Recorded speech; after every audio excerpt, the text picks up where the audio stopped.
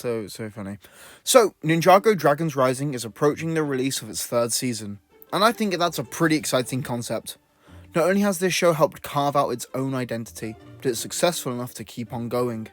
Last year, all the way back in October, we were left on a truly dramatic cliffhanger, which has left us fans waiting and guessing for months on end about the follow-up. I honestly think you'll be hard-pressed to find someone that wasn't excited for this upcoming release. The key word, however, is think. As in actuality, there are a lot of people who clearly aren't looking forward to this release. Well, apart from anticipating having an upcoming hateful rhetoric. If you've been online in the Ninjago fandom for more than a few years, you'll know that the Ninjago fandom consists of what you'd expect an online fandom dedicated to watching and discussing a children's show would consist of, which is children. There are a fair few of us fully grown adults who are fans of the franchise, however, the majority of your Ninjago fans are closer to the actual target audience.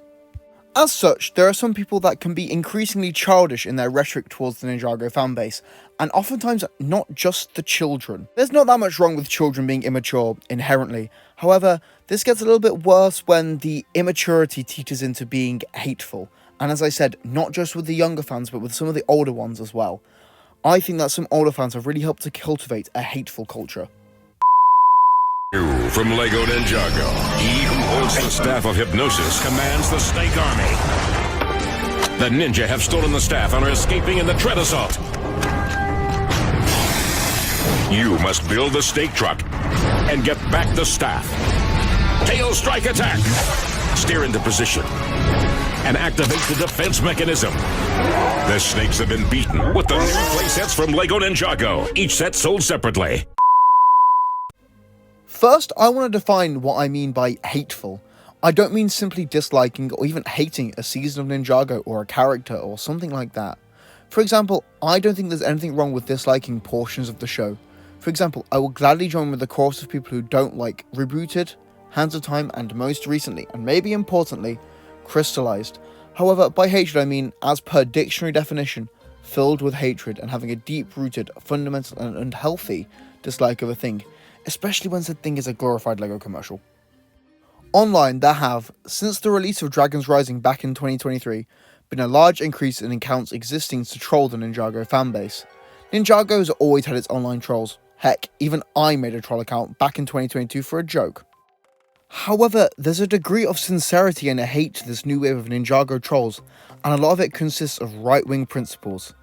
Yes, Lego Tim82 is going to get political. If engaging with modern-day politics or basic political ideas is something that you dislike or upset or offends you, then I advise you to click off now, leave your dislikes and your mean comments, and leave. However, if you're not one of these people, I ask you to please keep watching. Polarization has been prevalent in online fan bases alongside the rise of Trumpism and MAGA. It started with Gamergate, evolved into Comicsgate, and then seeped into the Doctor Who and Star Wars fan bases.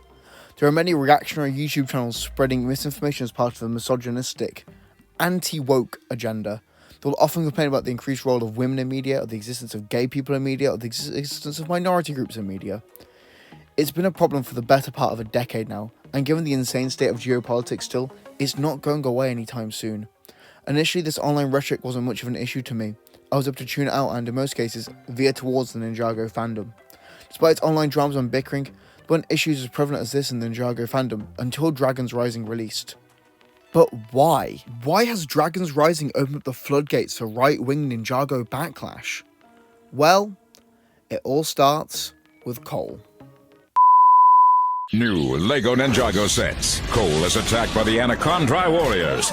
To fight back, you can build Cole's boulder blaster, man the cockpit, arm the jet, fly into action, and take down the Anaconda copter.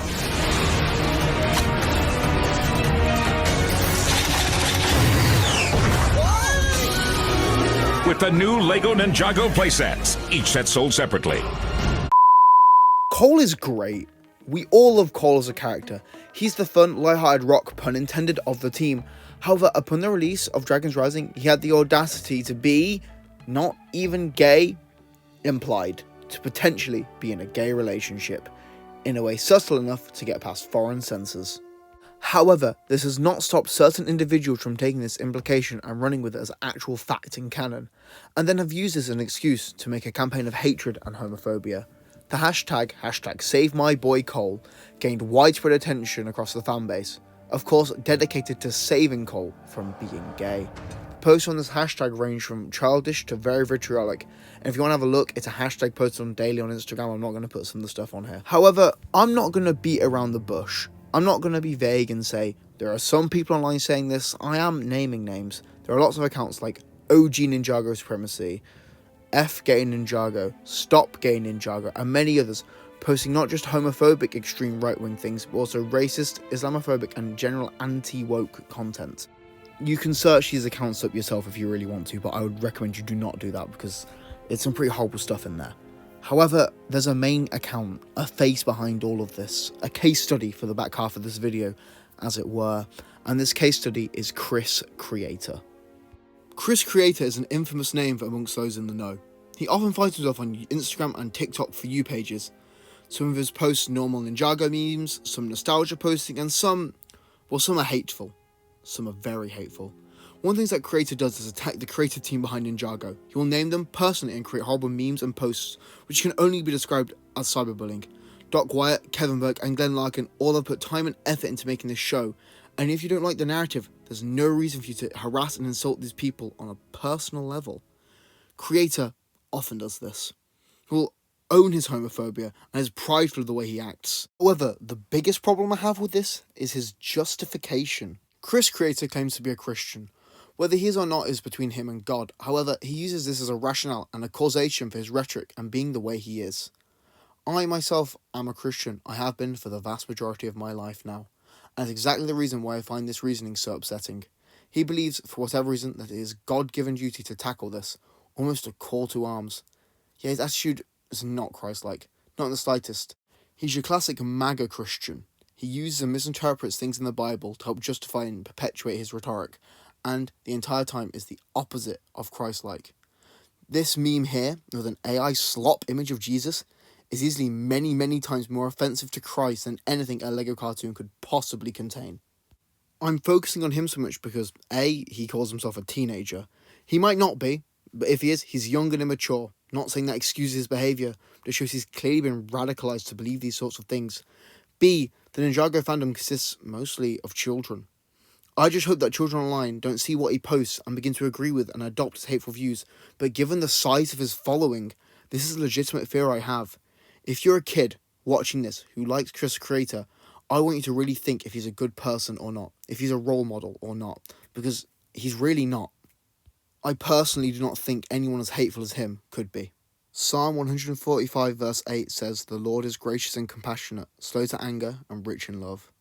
I wonder if Chris Creator thinks himself to be slow to anger or rich in love, because looking at his posts, I really don't think he is.